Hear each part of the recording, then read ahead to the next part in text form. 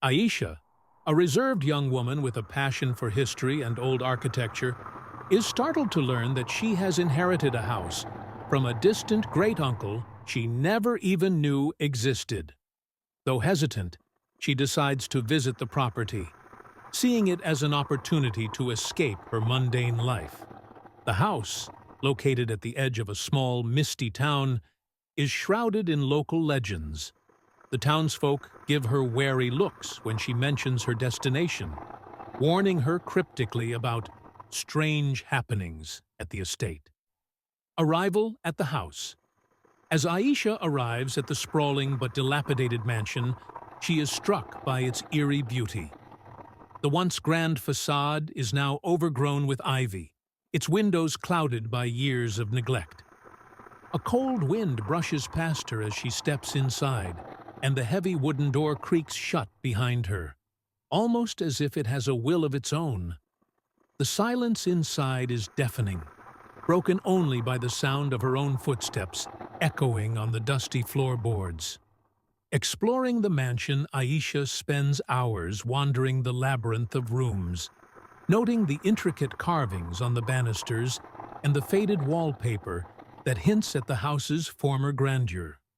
In the study, she discovers a collection of antique books and strange artifacts, including an ornate key that feels oddly warm to the touch. The air grows heavier as she moves deeper into the house. She notices peculiar details: doors that seem to lead to nowhere, cold spots that make her shiver, and a faint scent of lavender that comes and goes without explanation. The mirrors. As dusk falls, Ayesha enters a large, dimly lit hall filled with mirrors of various shapes and sizes. Each mirror is draped in heavy, dusty cloth. She pulls back one of the covers, revealing an intricately framed mirror with claw-like scratch marks etched into the gilded wood. Her reflection stares back at her, but something about it feels off. Its eyes seem darker, almost watchful. Unnerved, she quickly replaces the cover. The whispers begin. That night, Ayesha sets up camp in one of the less intimidating rooms, using a flashlight and a sleeping bag she brought with her. As she tries to sleep, faint whispers begin to echo through the house. At first, she dismisses them as her imagination, but they grow louder and clearer, calling her name. Ayesha. Ayesha ... Her heart races as she checks her phone for the time. It's 3:33 a.m. Gathering her courage, she ventures into the hallway, but it is empty. The whispers suddenly stop, leaving her in a suffocating silence. The locked door. In the hallway, she notices a door she hadn't seen before. It's slightly ajar, and a faint glow emanates from within. Ayesha hesitates, but steps closer, drawn by an inexplicable pull.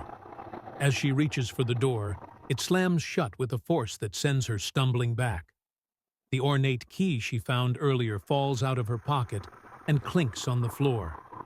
Trembling, she picks it up and flees back to her room, her mind racing with questions she is too afraid to answer. Quitting the scene, Ayesha spends the rest of the night awake, clutching the key and staring at her reflection in a hand mirror she found in her room. The whispers don't return, but she can't shake the feeling that she's being watched. As the first rays of sunlight filter through the dusty windows, Ayesha resolves to uncover the secrets of the house. But the scratches on the mirror frame and the locked door haunt her thoughts.